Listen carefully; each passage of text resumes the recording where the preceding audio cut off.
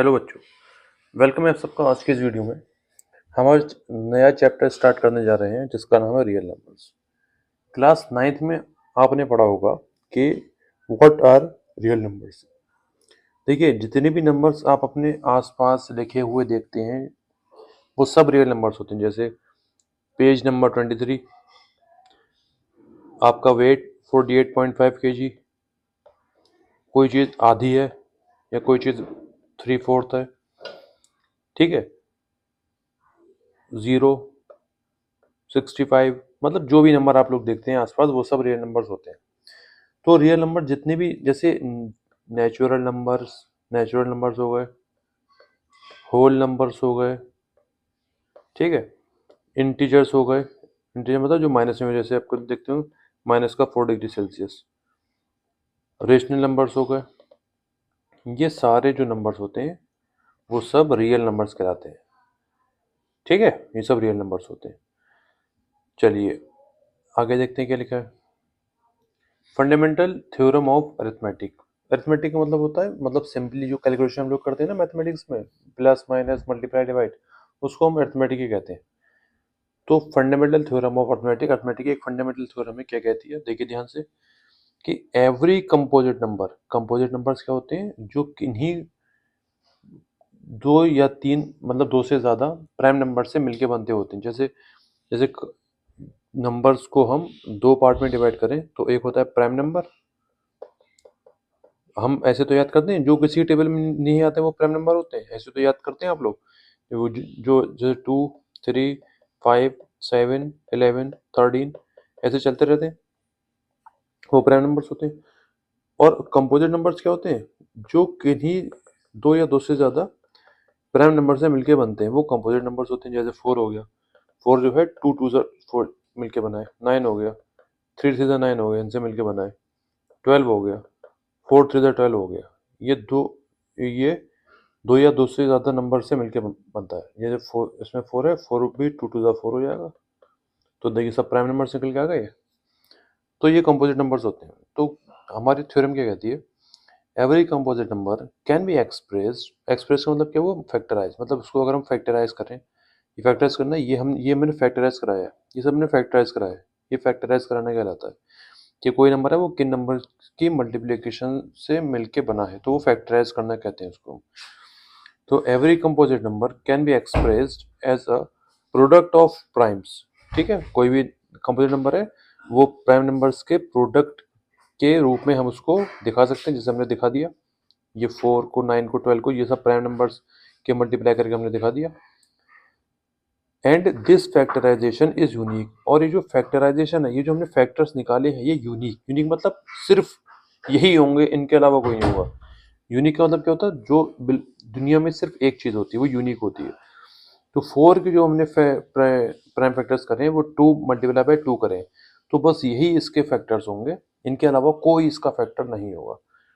Apart from the order in which the prime factors occur, मतलब इसका मतलब क्या हुआ, वो बात अलग है अगर हम इनका जो है ऑर्डर बदल दें। जैसे मान लीजिए 12 का मैंने 2 2 द 4 ये लिखा है, मैं इसका मैं ऑर्डर बदल दूं, ऐसे लिख दूं, या इसको मैं ऐसे लिख दूं।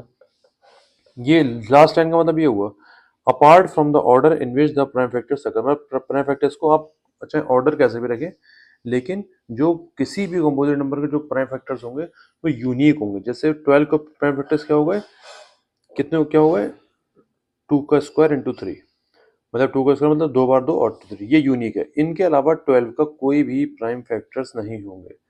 ये थ्योरम ये बताती है आपको, ठीक है। फिर से एक बार पढ़ ली, every composite number can be expressed as a product of primes and this factorisation is unique. Unique है ये, मतलब जो फैक्टर्स कर दिए, करके दिखा दिए हमने, बस वही इसके फैक्टर्स होंगे। Apart from the order in which the prime factors occur, मतलब वो बात अलग है अगर आप जो है इसको फैक्टर्स के ऑर्डर जो है वो आपको बदल दें, तो वो आपको देखने में सब क्या लगेंगे, आपको अलग लगेंगे, ठीक है। लेकिन प्राइम नंबर जो, अगर नंबर्स को खाली अगर देखें तो वो क्या होंगे, यूनिक होंगे। ये है आपका जो आपकी फंडामेंटल थ्योरम ऑफ अरिथमेटिक है, ठीक है। तो ऐसे अगर हम और नंबर्स का हम करके देखते हैं, कंपोजिट नंबर जैसे 50 है, 50 को अगर मैं देखूं तो 10 5 50 होता है, ठीक है। अभी 10 भी तो 2 5 10 से मिलके बनाए। बस अब ये प्राइम फैक्टर्स हो गए, अभी यहाँ रुक जाएंगे। इसे हम कहते हैं प्राइम फैक्टराइजेशन। इसे हम कहते हैं प्राइम फैक्टराइजेशन किसे कहते हैं? जब हम जो है किसी नंबर को ब्रेक करें, तोड़ें और लास्ट में हम प्राइम फैक्टर्स पे लाके उस नंबर को छोड़ दें तो वो प्राइम फैक्टर्स कहलाता है। जैसे 50 के मैंने ये करे, ये फैक्टर्स हैं, ये प्राइम फैक्टर्स नहीं है, ये फैक्टर्स कर दिए मैंने, ये फैक्टर्स हैं। और प्राइम फैक्टर्स क्या है? ये जो नीचे वाले हैं ये जो है प्राइम फैक्टर, क्योंकि इन ये इसमें केवल प्राइम नंबर्स को हम यूज कर रहे हैं। हम सिर्फ इसमें प्राइम नंबर्स को यूज कर रहे हैं। ठीक है, ये प्राइम फैक्टराइजेशन होता है। और जब भी आप इस चैप्टर में एलसीएम एचसीएफ भी हम आगे निकालना सिखाएंगे, तो आप प्राइम फैक्टर्स निकालने पे फोकस करा करिए। ऐसे अगर मैं लूँ 63, तो 7 9s आर 63 होता है। ठीक है, 7 प्राइम नंबर है, तो 9 कंपोजिट है, 9 बनता है 3 इंटू 3 से। अब ये इसका प्राइम फैक्टराइजेशन हो गया। अब ये हो गया इसका प्राइम फैक्टराइजेशन। ठीक है, ऐसे और नंबर हम ले रहे हैं, 110 ले रहे हैं, आराम से करा करिए। ठीक है, अभी देखिए बच्चों को ना प्राइम फैक्टर्स निकालने में बहुत दिक्कत होती है। अब मैं आपको बहुत हल्के हल्के थोड़ा थोड़ा नंबर्स को बढ़ा के प्राइम फैक्टर्स को आपका निकालने सिखाऊंगा मैं, ध्यान से देखते रहिए। तो 110 11 10 जार हो जाएगा। 11 तो प्राइम फैक्टर है, प्राइम नंबर है, लेकिन 10 जो है वो कंपोजिट नंबर है। ये कैसे मिलकर बनेगा? ये 5 2 10 से मिलकर बनेगा। अब ये इसके प्राइम फैक्टर्स हो गए। ठीक है, और देखते हैं नंबर। जैसे 165 आ गया, तो अब देखिए आपको ये दिख रहा होगा ये 5 के टेबल में आता है। तो आप मतलब अगर आपको दिक्कत होती है इन फैक्टर्स को निकालने में, तो आप इसकी जो है डिवाइड करा के देख लिया कि ये 5 के टेबल में तो आएगा, ये हमें पता लग गया। तो 5 3 15, 5 3 ये मैं उन बच्चों के लिए बता रहा हूँ जिनको फैक्टर्स निकालने में बहुत दिक्कत होती है, मतलब उनको बिल्कुल बिल्कुल नहीं आते हैं। तो उनके लिए जो है बिल्कुल लेमैन मेथड है ये। ठीक है, तो ये क्या हो जाएगा? 5 मल्टीप्लाई बाई 33।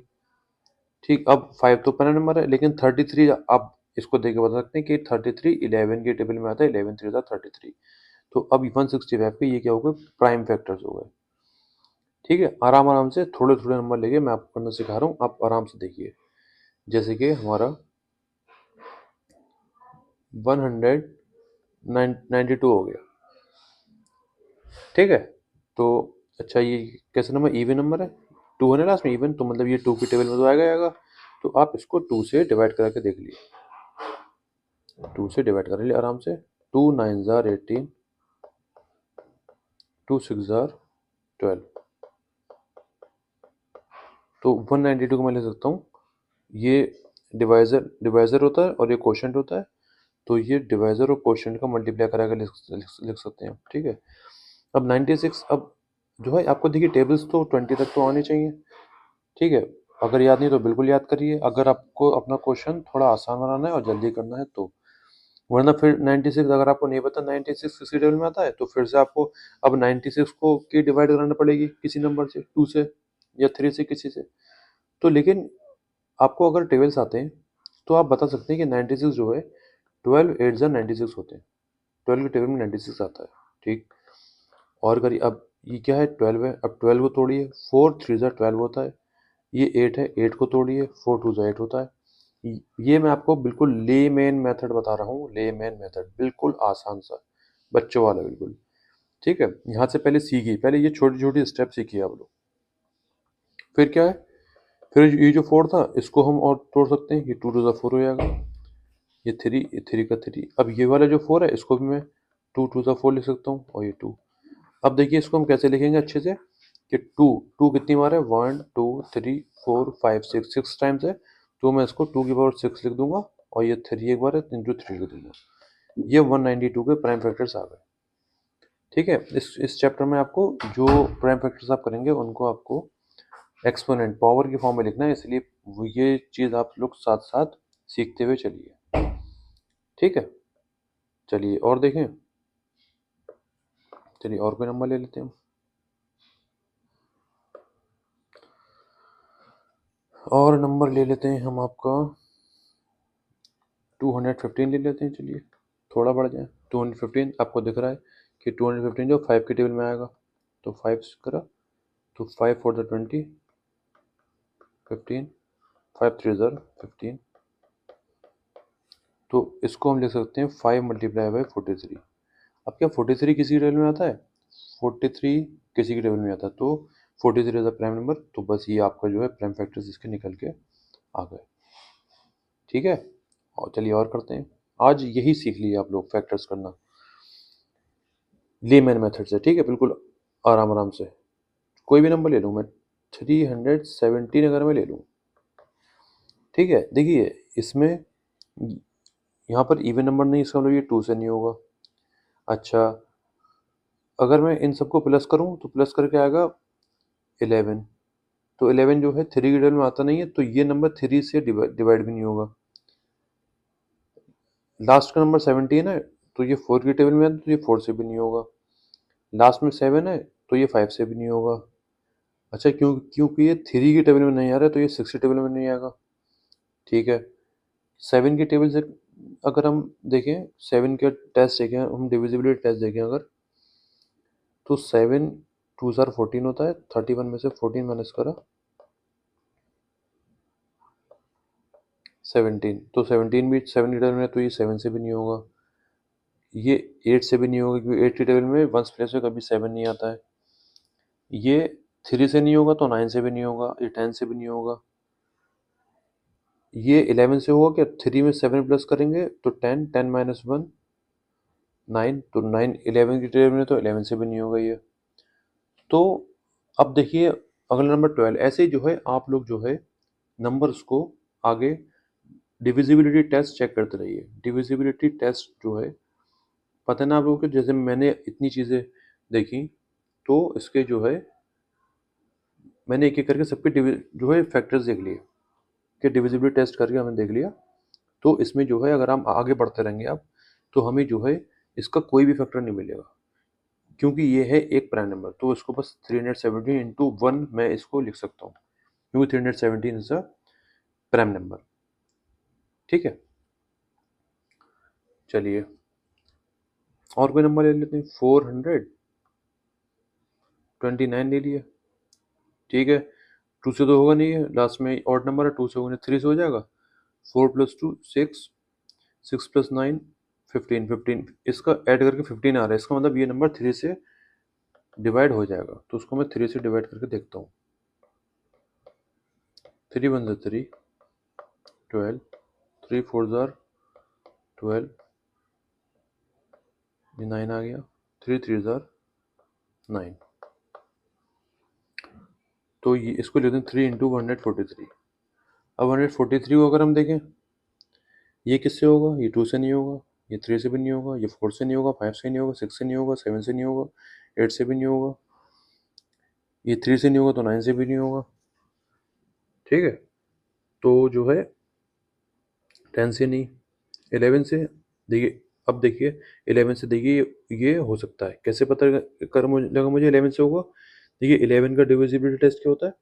एक नंबर छोड़ के दूसरे से प्लस करिए, 1 प्लस 3 4 हो जाएगा, और जो नंबर बचा है उसमें से माइनस कर दिए, 4 माइनस 4 0, 0 आ गया, तो मतलब ये 11 से डिविजिबल है। 11 1 11, 33, 11 3 33। ठीक है, तो 11 इंटू 13, तो 3 इंटू 11 इंटू 13। ठीक है, ये आपका जो है क्या हो गया? इसके प्राइम फैक्टर्स निकल के आ गए। ठीक है, जिसको फैक्टर्स निकालना ना हो तो वो ऐसे ही आराम से, मतलब एक लाइन में प्राइम फैक्टर्स निकालने की कोशिश ना करे। आराम से 2 3 लाइन, जितनी लाइनों में आए बस सही निकाले, सही से उनको जो है निकाल ले प्राइम फैक्टर्स। फिर ठीक है, बाकी मैं आगे जब मैं क्वेश्चंस कराऊंगा इस चैप्टर के, तो मैं ऐसे नहीं निकालूंगा। फिर मैं आपको जैसे फैक्टर्स हम लोग निकालते हैं ना, नंबर ऐसे लिख के, फिर मैं ऐसे लिख के आपको करके दिखाऊंगा आगे। चलिए और के लिए 666 देख लिए। ये तो 2 के टेबल में आएगा, 2 इंटू 2 3 6, 3 3 3 आ जाएगा ये। अब ये 3 के टेबल में आ जाएगा, 3 इंटू 1 1 1। ठीक है, ये जो है 111, ये भी 3 के टेबल में आता है। 111 को करके देख लें, 3 9, 3 7 21,